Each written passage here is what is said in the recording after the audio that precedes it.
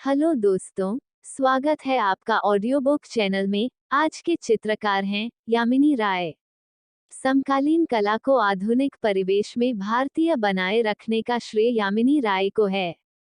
प्रारंभ में आपने पोर्ट्रेट पेंटिंग से कला साधना की शुरुआत की, किंतु बाद में बंगाल की ग्रामीण लोक कला की ओर उनका ध्यान आकृष्ट हुआ।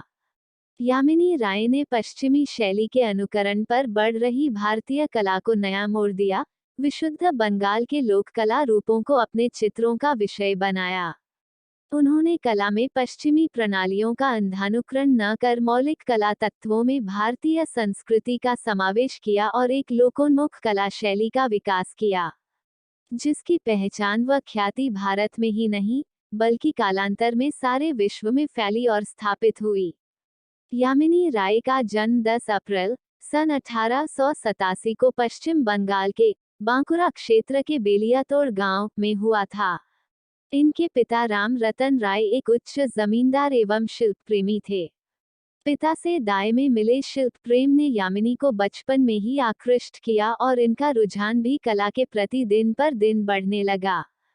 कला के प्रति रुझान को देखकर इनके पिता ने इन्हें स्कूल ऑफ आर्ट्स में प्रवेश दिलवाया, जहां इस तरुण कलाकार ने कोलकाता के अंग्रेजी शिक्षा पद्धति से कला शिक्षा ग्रहण करनी प्रारंभ की, लेकिन इनके हृदय पटल पर ग्रामीण परिवेश व रंगों की छाप होने के कारण इनका मन पश्चिमी कला पद्धति में नहीं रम पाया और डिप्लोमा प्राप्त किए बिना ये विद्यालय को छोड़ आए। यामिनी राय ने प्रारंभ में पोर्ट्रेट पेंटिंग की दुकान खोल ली, लेकिन नकल उतारने की प्रवृत्ति से उन्हें लगाव नहीं था, इसीलिए इन्होंने परंपरावादी कला को अपनी आजीविका का सहारा बनाया। दृश्य चित्रण में भी इनकी रुचि रही और ये पश्चिमी कलाकार वान गो व माने से प्रभावित रहे। इन्होंने कला में अनेक प्रयोग किए। भगवान बुद्ध को चीनियों के ढंग से बनाया, कहीं सरसराती हुई सादी रेखाएं, अतिशय प्रभावपूर्ण रेखाएं, चमचमाते रंग उनकी शैली की विशेषताएं हैं। यामिनी राय का कथन है, जैसे बच्चा हो, उसे सब कोई गोदी में लेते हैं, ऐसी ही मेरी कला है। जब आदमी मार्ग भूल जाता है, चारों तरफ अंधेरा होता है, तब बालक से मदद मिलती है।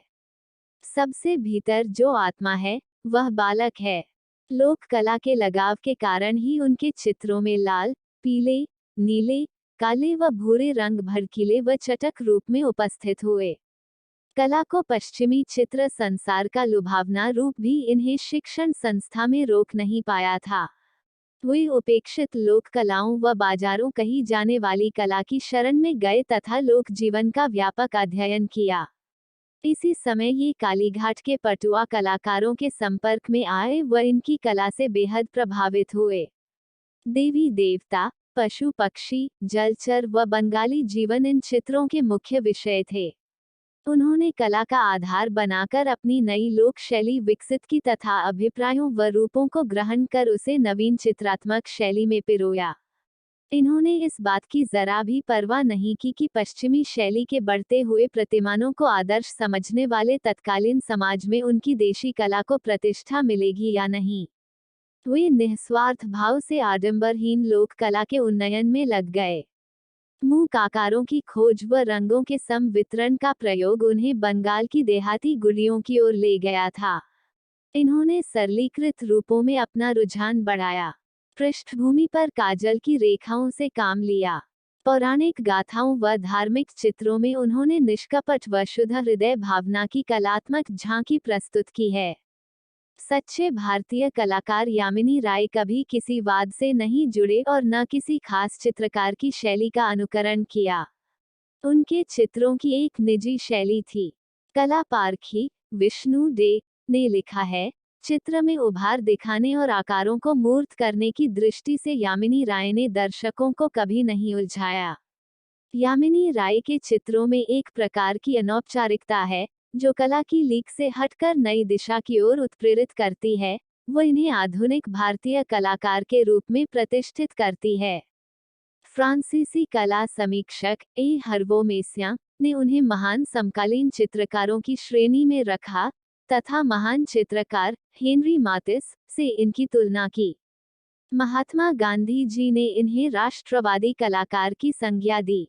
राय के चित्रों की एकल प्रदर्शनी सन 1950 में ACA गैलरी, न्यूयॉर्क में लगी, जिसे अत्यधिक सफलता मिली। सन 1955 में इन्हें पद्म विभूषण की उपाधि से सम्मानित किया गया। यामिनी राय के चित्रों के विषय भी ऐसे ही रहे, जिनसे पटुआ लोक परंपरा को नव जीवन मिला। यामिनी राय के चित्र इस प्रकार हैं: मदर एंड चाइल्ड, ढोलक वादक, संथाल स्त्रियां, भेंट, सीता की अग्नि परीक्षा, टैगोर और बापू, पुजारिनी, रथ यात्रा, घोड़ा गाड़ी, माँ और शिशु। सन 1941 में उनके चित्रों में पशु चित्रों का नया दौर आया, जिनमें मछली दबाए बिल्ली, एक मछली, केकड़ा एवं लोमड़ी, तो दूसरी ओर हाथी जैसे विशालकाय पशु भी उनके चित्रों के विषय रहे थे, जिन्हें देश भर की पत्र पत्रिकाओं में यामिनी राय की कला का परिचय देते हुए प्रकाशित किया गया था। इनका मन जब कभी रंगों में नहीं रमता, तो वे सफेद स्याह रेखांकन करते थे। रेखाचित्रों में 3 योद्धा, घोड़ा गाड़ी आदि सुप्रसिद्ध चित्र शीर्षक हैं। लोक जीवन के साथ साथ मिट्टी के बर्तन, काष्ठ शिल्पों व खिलौनों के आकार भी उनके चित्रों में उभरे। राय के चित्र मॉडर्न प्रभाव से भी अछूते न रहे, लेकिन उन्होंने अत्यंत सुंदरता से उन तत्वों को समाविष्ट किया।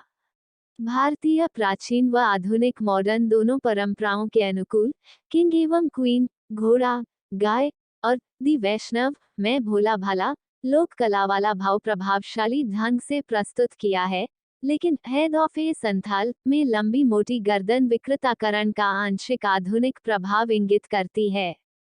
राय जीवन पर्यंत एक आदर्शवादी चित्रकार रहे।